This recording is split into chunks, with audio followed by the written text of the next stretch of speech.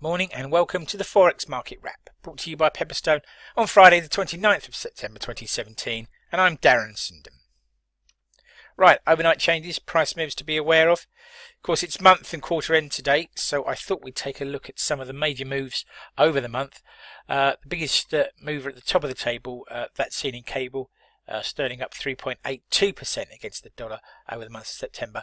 Obviously, we had been drifting lower, or at least from the highs, I should say, over recent days.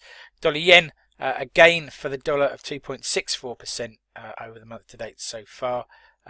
Yen had tried to strengthen a couple of times, but those moves were rebuffed. The dollar has made gains against the Mexican peso, the Indian rupee, and of course the South African rand as well. The biggest mover on the month though, Bitcoin down around 10.69% and trading shortly before we recorded the video at $4,084 per coin. Right, now today's chart, one to take a look at and think about, a chart of UK sterling trade weighted index, the UK equivalent of dollar index if you will, against the cable rate, British pound against the US dollar. And what I wanted to flag here was the divergence between the two. The trade weighted sterling index here in blue still appearing to be rising, whilst the cable rate is falling off, and this is as of the close last night. What does that diversion or divergence mean, I should say?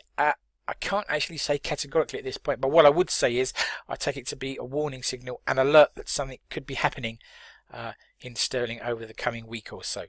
So do keep an eye on that. Right, what's on the calendar? Events that may move the market. And before we get on to that, please note there will be no Forex Market Wrap videos next week, but we will be back on October the 9th.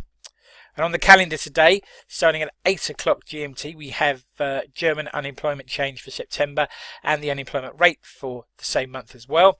Then at 9 o'clock, quite an important figure, probably the most important number on the day, European Consumer Price Index data year on year for September and Consumer Price Index core data year on year for September. Preliminary reads only, but of course inflation rates feed directly into the ECB's views on rates and tapering. And then at 12:30 we have core personal expenditure in the States. That's data for August, month on month and year on year. And then at 14:15 the day's central bank speeches start with Mario Draghi speaking at 14:15 GMT, and half an hour later the Bank of England's Governor Mark Carney will speak at 14:45 GMT. Right, breaking news and comment that's caught my eye today. First of all, South Korea has banned initial coin offerings or ICOs, South Korea being the latest in a line of countries to move to tighten regulations around, or impose regulations I should say, around initial coin offerings. Meanwhile, staying in Southeast Asia, China has ordered North Korean companies to operate in the country to shut up shop.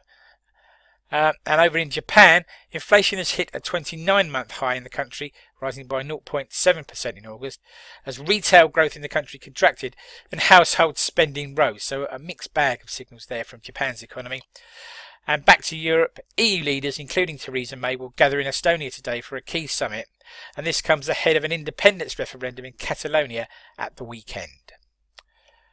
Right, food for thought, something to take away with you into the trading day.